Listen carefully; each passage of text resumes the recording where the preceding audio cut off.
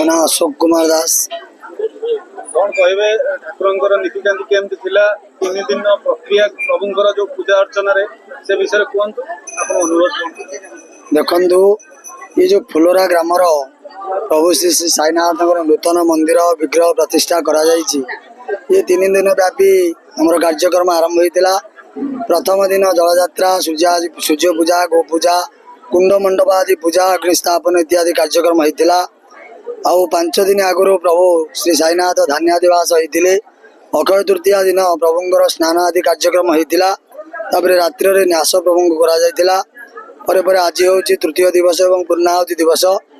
ये ग्रामर गोटे नूतन गोटे सुंदर ये लगुच जे ग्रामर केते जन पिला जे प्रभुंर एत बड़ कार्य को निर्वाह करुँच। खास कर आमर जे कर्ता अच्छा जोगेन्द्र बाबू और देवेंद्र बाबू आमर मंगू बाबू एवं अन्यान्य पिला ना तो मुझे जानी कहीपरि। समस्त सहानुभूति समस्त चेष्टा बहु चेष्टार परिश्रम मूल्य आज प्रभु देते।